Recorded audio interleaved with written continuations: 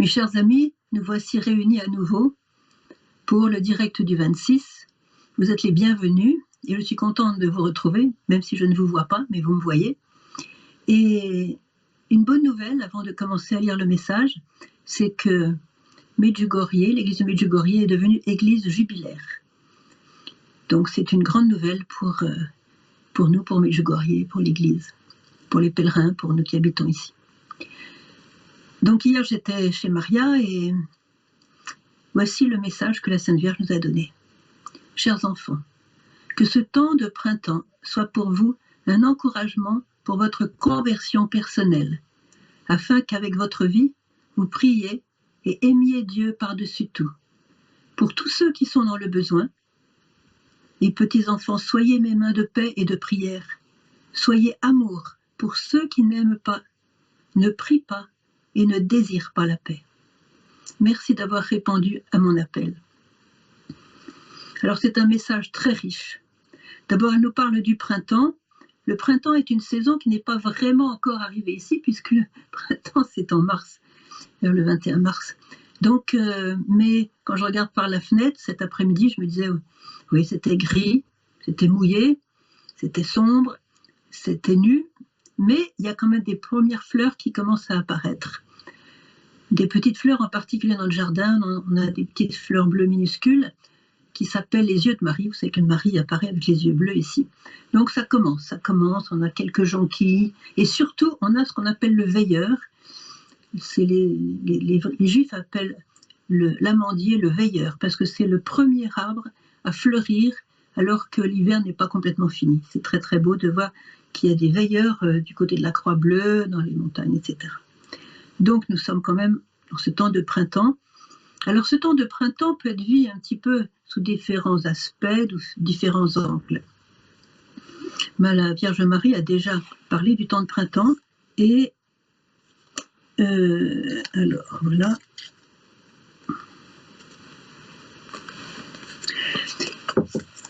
C'est un temps qui passe, c'est un temps de joie, c'est un temps où on a un renouveau, on a plus de courage, c'est un temps où la vie rejaillit après l'hiver, c'est un temps où il y a des nouveaux commencements, des nouveaux départs. Et la Vierge nous dit que ce temps de printemps est un encouragement pour nous, mais un encouragement pour notre conversion personnelle. Alors quand je vois des pèlerins arriver et qui me disent « Ma sœur, je suis venue pour la conversion de mon mari, je suis venue pour la conversion de mon fils, je suis venue pour la conversion d'un tel ou d'un tel », j'ai toujours un petit moment de silence et je me dis comment je vais présenter la chose. Parce que ce que la Sainte Vierge demande, c'est que nous nous convertissions, nous, en premier, que d'abord on pense à notre conversion personnelle, et cette conversion personnelle va entraîner les fruits de la conversion. Et ces fruits vont toucher tous ceux qui, aujourd'hui, marchent peut-être un petit peu dans les ténèbres ou dans le péché, dans une mauvaise voie. Vous voyez, c'est important de commencer par faire le ménage dans son propre jardin. Elle a souvent parlé de cette conversion personnelle, mais là j'ai une question à vous poser, parce que certains critiquent à cause de ça. J'ai une question à vous poser. Combien de fois votre maman vous a-t-elle dit quand vous étiez petit « Arrête de mettre tes doigts dans ton nez » Alors la réponse c'est que, en tout cas pour ce qui me concerne, elle l'a dit très souvent. Et quand est-ce qu'elle a arrêté de le dire? C'est quand on a cessé de mettre ses doigts dans son nez. Et pour la Vierge c'est pareil, c'est une maman. C'est une maman qui nous répète, vous savez, la voix de la mère est très importante pour la formation de l'enfant, pour sa construction intérieure. La voix de la mère est capitale. Eh bien, elle nous répète les choses pour que petit à petit ça rentre en nous. Ça fait quand même un certain nombre d'années qu'elle le répète, et je vois que apparemment si elle le répète, c'est qu'elle attend encore qu'on passe à l'action et on se mette vraiment à se convertir. Alors nous allons nous préparer à cette une nouvelle ouverture du cœur pour vivre ce printemps. Ce printemps. La Vierge nous demande d'abord l'ouverture de notre cœur. Ne soyez pas fermés, n'ayez pas le cœur dur. La Vierge nous demande notre bonne volonté. C'est un renouveau qui est aussi donné par l'Église avec cette année. Nous sommes donc invités plus que jamais à l'espérance, même si la situation du monde a quelques signes où on pourrait douter d'une vraie espérance. Mais justement, la Vierge compte sur nous. Elle nous dit que si nous faisons la paix dans notre propre cœur, qu'est-ce qui va se passer? Vous faites la paix dans votre propre cœur, et alors un fleuve de paix coulera sur le monde entier. Et c'est la Mère de Dieu qui nous dit ça. Ça, c'est extraordinaire. Alors, nous sommes encouragés par cette année jubilaire, et nous avons aussi, on en parlera pendant les questions, parce qu'il y a des choses très précises que j'ai à partager avec vous pour ceux qui ne seraient pas tout à fait au courant. Les cadeaux que l'Église nous fait pour cette année jubilaire, il faut absolument en profiter, parce qu'en décembre, ça sera fini, l'année jubilaire sera trop tard pour y penser, parce que la prochaine, ça sera encore dans 20 ans ou dans 25 ans. Alors, la Vierge nous exhorte à un encouragement pour notre conversion personnelle, alors afin qu'avec votre vie, vous priez. Souvent, on se dit, voilà, on a nos temps de prière, mais en dehors des temps de prière, quelquefois, eh bien, on n'est plus avec Dieu. Pour cela, je vous recommande encore de vous consacrer au cœur immaculé de Marie, au cœur de Jésus, bien sûr, pour que toute notre vie soit prière. Alors, je voudrais, vous savez que dans les saints de l'année, j'espère que vous avez tiré le saint de l'année. Si ce n'est pas encore fait, faites-le. Vous avez toute la liste, une liste des saints sur notre site internet. Mais moi, en ce qui me concerne, j'ai reçu Saint Séraphime de Sarov. Je peux vous dire une chose, j'étais très, très, très contente. Surtout que il a bien parlé. Voilà ce qu'il dit. Écoutez bien. Dieu est un feu. Ce feu dont Jésus avait parlé quand il disait « Je suis venu appeler le feu sur la terre, et comme je voudrais que déjà il l'embrase tout entière. » Dans Saint Luc au chapitre 16, pardon. Dieu est un feu qui réchauffe et embrase le cœur et les entrailles. C'est ça que nous désirons, non? Qui embrase le cœur et les entrailles. Lorsque nous ressentons dans nos cœurs comme un froid qui vient du diable, car le diable est froid, crions vers le Seigneur. Il arrivera et nous réchauffera d'un amour parfait, non seulement pour lui, mais aussi pour notre prochain. Et au contact de ce feu, le feu de Satan, le froid de Satan disparaîtra. Eh oui.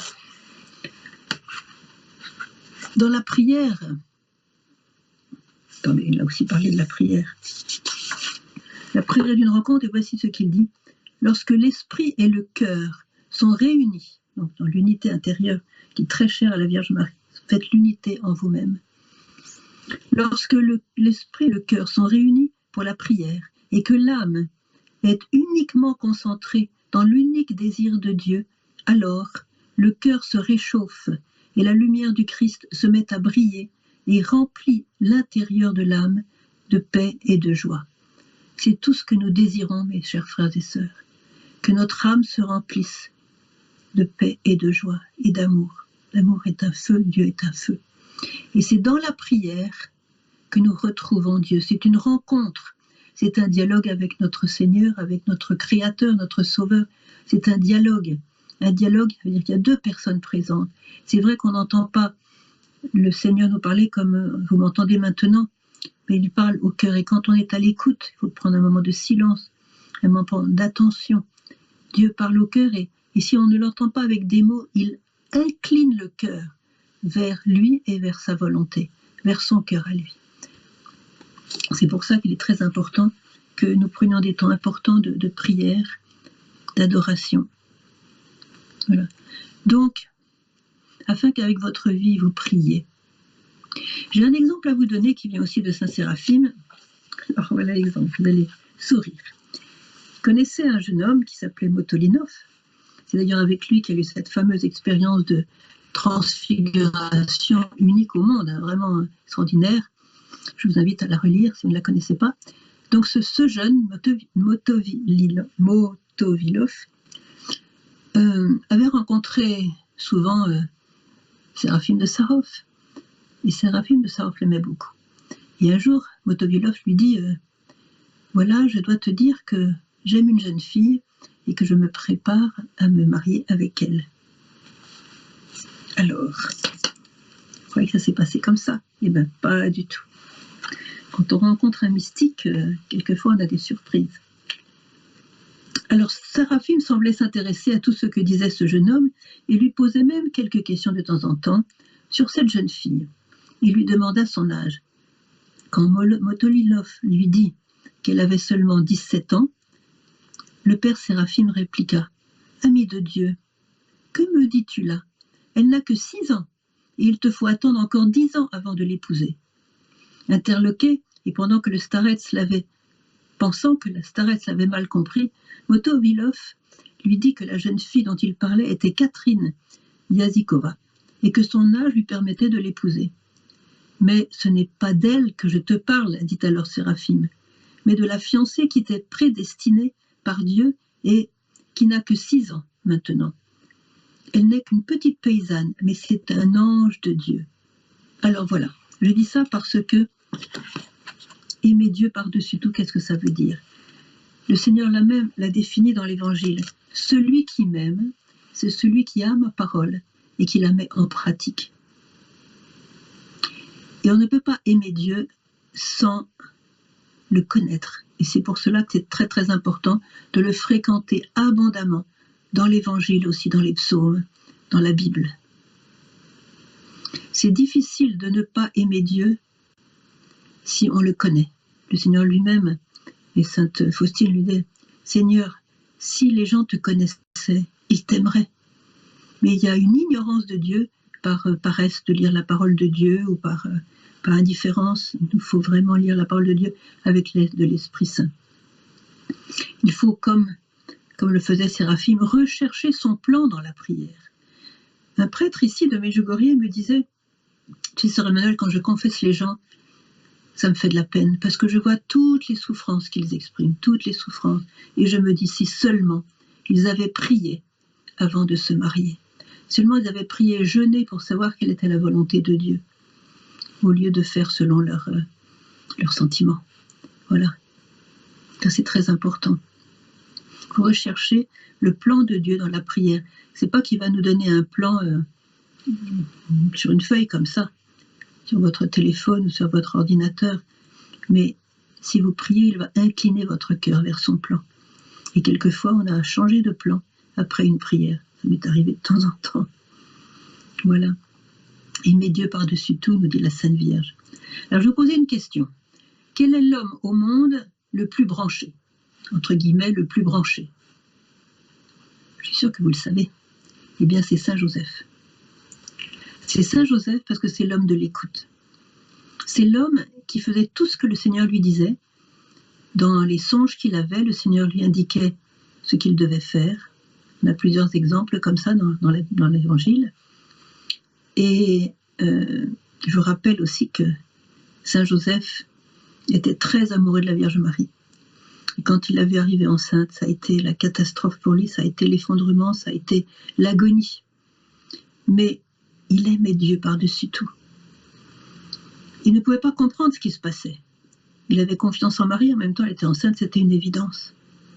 Alors il a préféré la perdre, la répudier en secret, pour lui éviter d'être lapidé. C'était le sort, à cette époque-là, des femmes qui étaient enceintes, qui n'étaient pas mariées.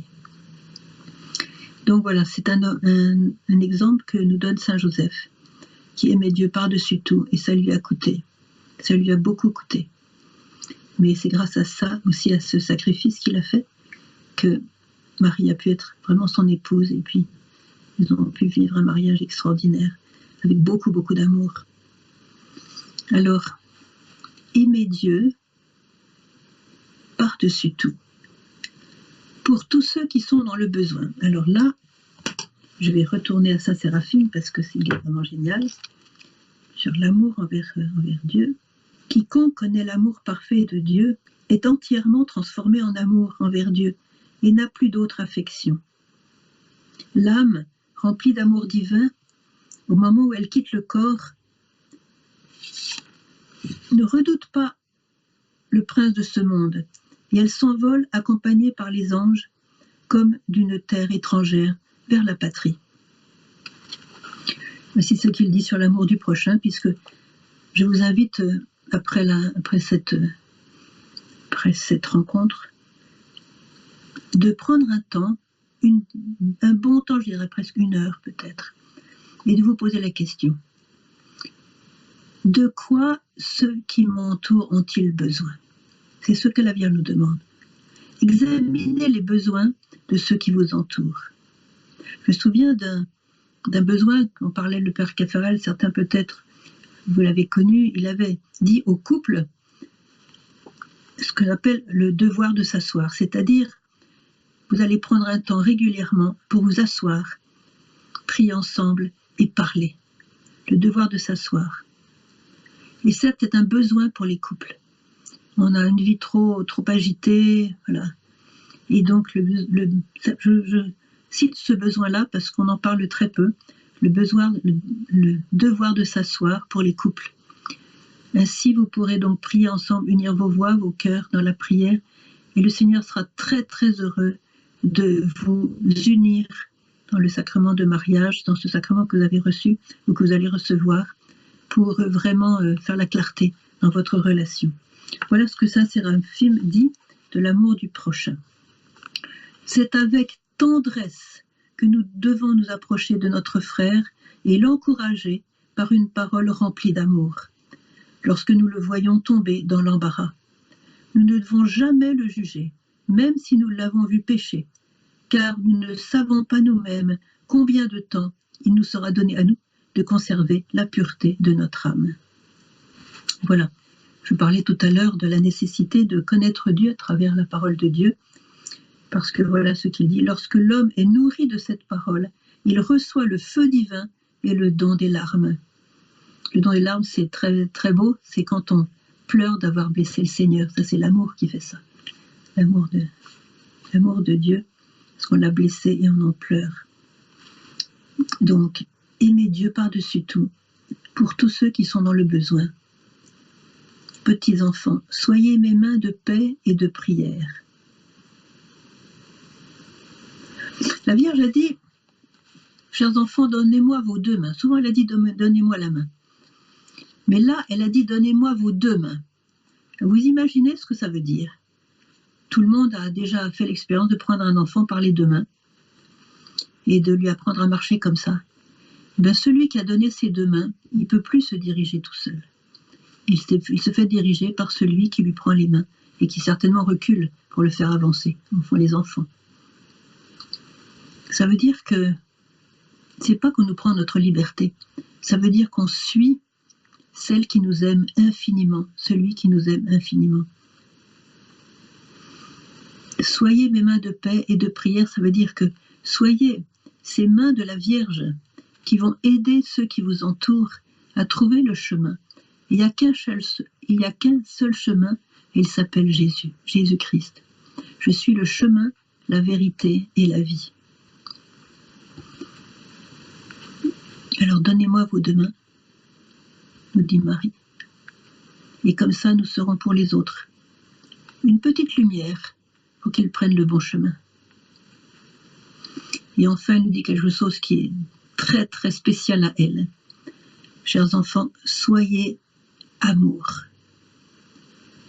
Ça veut dire qu'elle attend de nous une identification avec celui qui est l'amour. Et celui qui est amour s'appelle Dieu, Père, Fils et Saint-Esprit. L'amour circule entre les 3 personnes. Et c'est le Saint-Esprit qui unit le Père et le Fils et le Père. Et quand on prie l'Esprit Saint, c'est comme s'il nous projetait dans la Trinité. Et c'est là qu'on reçoit l'amour. Mais l'amour divin. Encore une fois, l'amour divin, je l'ai souvent répété ici pendant les directs, l'amour divin n'est pas l'amour humain qui est fait de sentiments, de pulsions, de sentiments, qui est un petit peu centré sur soi-même. Tu me plais, je me sens bien avec toi, je me sens grandir dans ta présence, voilà. C'est un petit peu centré sur soi-même. Mais l'amour divin, c'est le don de soi. Comme Jésus l'a fait sur la croix, il s'est donné, il nous aimait tellement qu'il n'a pas supporté l'idée qu'on soit séparé de lui pour l'éternité. Il n'a pas supporté cette idée. Il a préféré mourir, d'agoniser de manière épouvantable.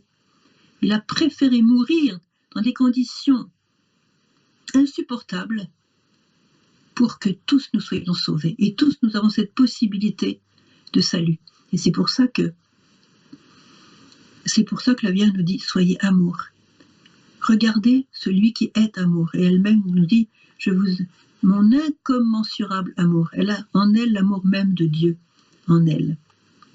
Je voudrais vous lire quand même un passage de Isaïe 53, très connu.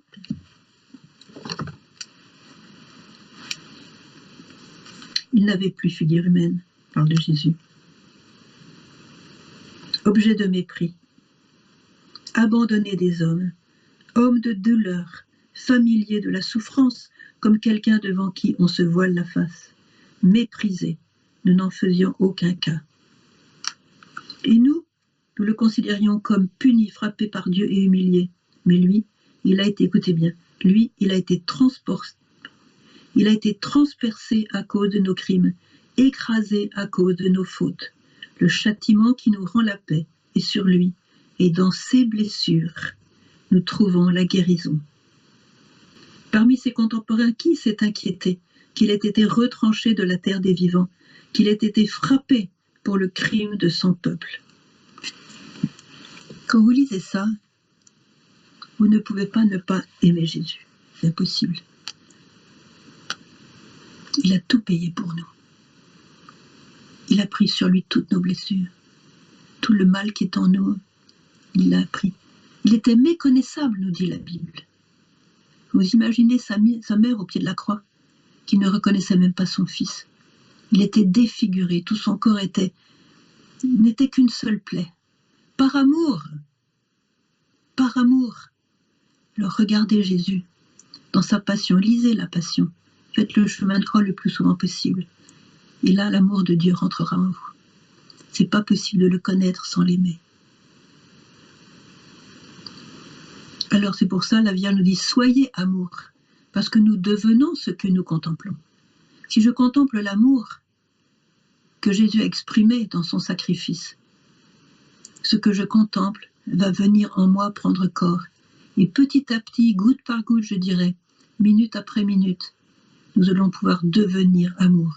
C'est ce que la Vierge nous dit, c'est très fort. Soyez amour. Et soyez amour pour ceux qui n'aiment pas.